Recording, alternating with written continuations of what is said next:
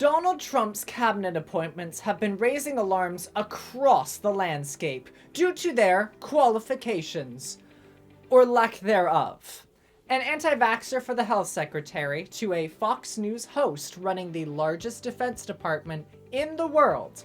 Let's meet Trump's picks for cabinet. For those who need Senate confirmation, defense. Veteran and former Fox and Friends Weekend co-host Pete Hegseth. He has said that women should not be in combat roles because we've all served with women and they're great. Their addition, it hasn't made us more effective, hasn't made us more lethal, has made fighting more complicated. He also said allowing openly gay soldiers is part of a Marxist agenda, although he has since backtracked on both of those statements. There are also concerns with the potential drinking problem and an accusation of sexual assault in 2017, which he has denied. For the FBI, Akash Patel, who has said he will shut down the FBI headquarters and turn it into a museum for the deep state. He is an author and has a children's book called The Plot Against the King, which is a, quote, fantastical retelling of Hillary Clinton's horrible plot against Trump. If you are concerned about this guy running the FBI, look to Senator Mike Lee's statement on his personal, oh my gosh, for Homeland Security, Governor of South Dakota, Kristi Noem. While Trump was concerned on the campaign trail about immigrants eating the dogs, his pick for Homeland Security sure knows how to shoot one. It was not a pleasant job, but it had to be done.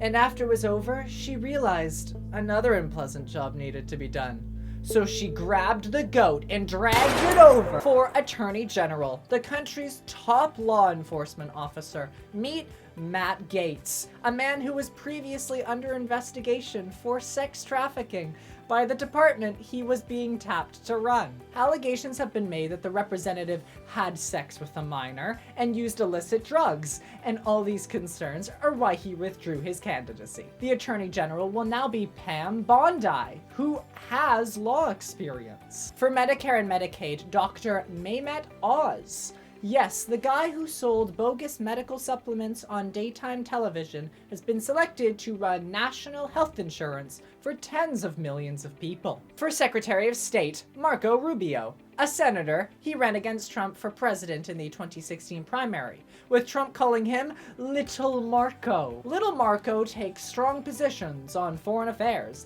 including on China's threat to democracy, ending the war in Ukraine, and supporting Israel's war in Gaza. For Health and Human Services, Robert F. Kennedy Jr. An attorney who has gone after large pesticide and pharmaceutical companies, he has been a supporter of increased regulation on the food industry, with Trump saying he will make America healthy again. RFK Jr. opposes fluoride in drinking water and is well known for his anti-vaccine stance, including the debunked claim that vaccines cause autism.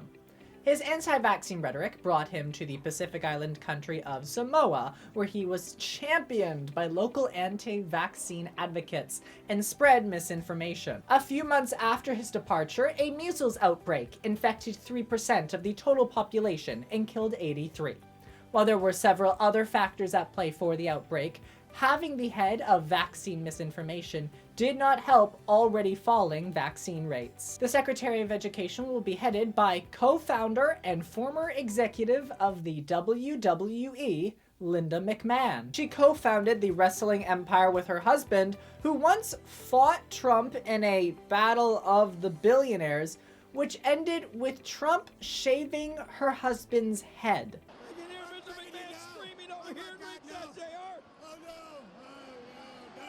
There are many others, including former Democrat Tulsi Gabbard for Director of National Intelligence, John Ratcliffe, who was not the main antagonist in Disney's Pocahontas, but a real person to lead the CIA, and another Fox News co-host and lumberjack.